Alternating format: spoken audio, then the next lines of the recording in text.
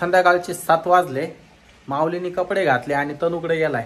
आज संध्याकाळी म्हणजे आता अगदी थोड्या वेळामध्ये इथं जवळच शिंदे वस्तीवर एक हळदीचा कार्यक्रम आहे, तर त्या ठिकाणी आम्ही चाललोय हळदीच्या कार्यक्रमाला. तर माऊली गेलाय तिकडे मामाच्या घरी, तर अगदी थोड्या वेळामध्ये तो येणार आहे आणि राहुल आणि ते पण त्या हळदीला जाणार आहे. शीतलचं पाणी भरायचं काम चालू आहे या ठिकाणी. लाईट नव्हती दिवसभर, आता लाईट आली 6:30ला. आता पाणी भरायला किती वेळ लागेल तरी? झालं थोडं राहिलं, ड्रम भरलं, पाणी प्यायचं सगळं भरून झालं. लाईट गेली होती ना, परत त्या गेली पा सारखी झटके मारती. झालं भरून. कुलूप घेतलंय. माऊली पण आला. आता माऊली का रडतोय काय माहिती. त्याच्या खाली दोन्ही ये इकडे चल, बुट्ट घालायचे. का बरं रडत होता? अच्छा, तनुने सँडल घातले आणि तुला बुट्ट घालायचे म्हणून रडत होता. सानू पण येते का हळदीच्या कार्यक्रमाला?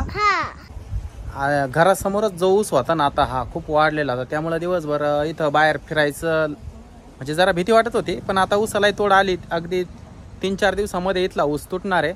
आणि आता आम्ही जे हळदीच्या कार्यक्रमाला चाललोय, तो कार्यक्रम इथून अगदी चालत पायी चालत गेलं तरी 2.5-3 मिनिटं लागतील फक्त. त्या ठिकाणी जायचं आपल्याला. म्हणलं चावी राहू तुमच्या खिशात, माझ्या हातातून जाईल पडून. चला. शीतलने दिली चावी माझ्याकडे. शीतल राहुलच्या घरी गेली आणि माऊली आणि त्याचा मामा तनून ते पायी या वावरातून पुढे गेले. तर मी पण चाललोय आता पायीच. या वावरातून अगदी सरळ जायचंय. अगदी 3 मिनिटाच्या आत तिथं पोहोचणार आहे आपण. आम्ही चालत होतो, मावळा सुरदाव तिकडे पळत सुटला. कुठे गेला तो? तिकडं आमच्या आधी गेलाय बी. चल मग आपण चला, पळू नका. तर मित्रांनो, माऊली एकटाच पुढं एकटाच गेला. एकटाच गेला म्हणजे शेवटी एकटा गेला. त्याला थांबवायचं ना. तिथपर्यंत आम्ही थांबवलो होतो तरी थांबना.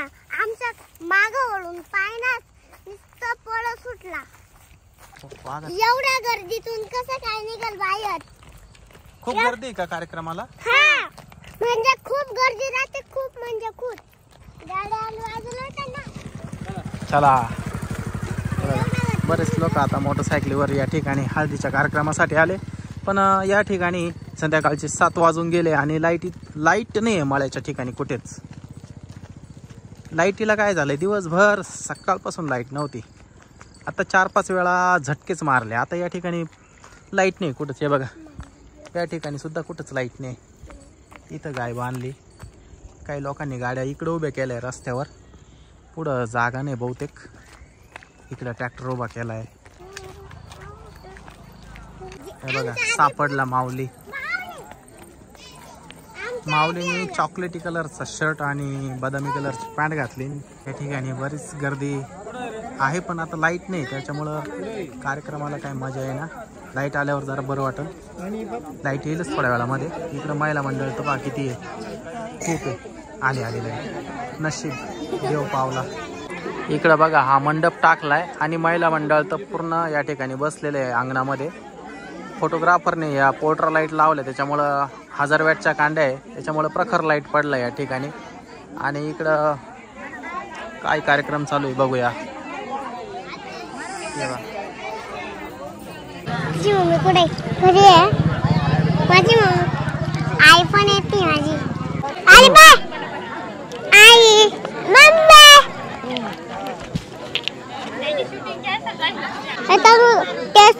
आले पाय. तर बघा मित्रांनो, स्टेजवर आता नवरदेव आले या ठिकाणी. या ठिकाणी नवरदेवाचे सर्व मित्र परिवार या ठिकाणी उपस्थित झालाय बघा.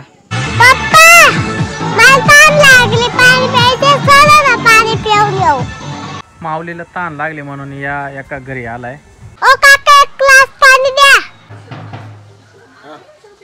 तुला प्यायचंय का बाळा? आणि प्यायचं अजून पे ना. अरे काय रे पे?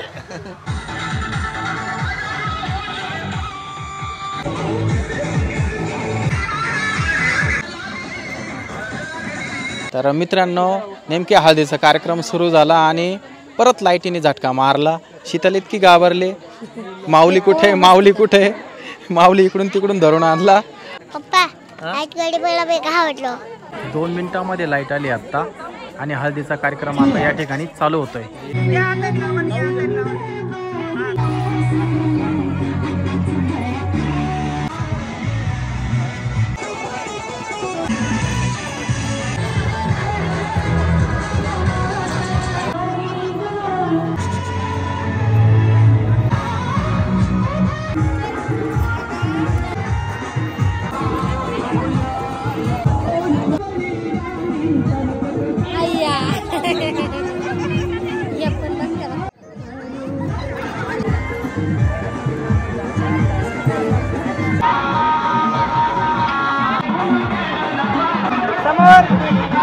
फायनली मंडपाजवळ डीजेची गाडी आली बघा.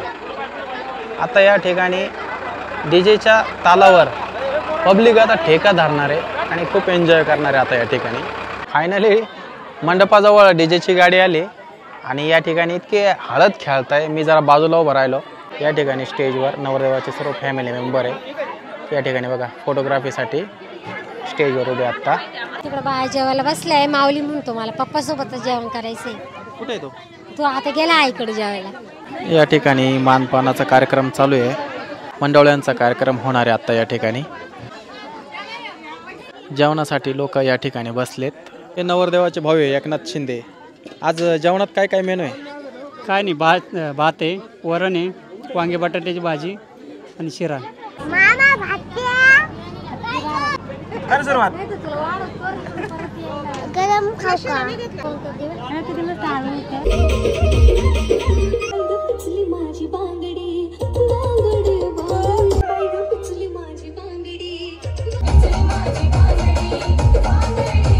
मित्रांनो, माझं जेवण झाल्यानंतर मी आता या काळोखातून घरी चाललोय. आता मला तर रस्ता काही उमजाना आता या काळोखामध्ये.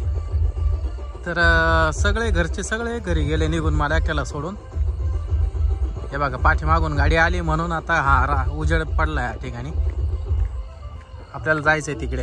हळदीच्या कार्यक्रमामध्ये माझं पोटभर जेवण झालं. जेवण अतिशय स्वादिष्ट होतं.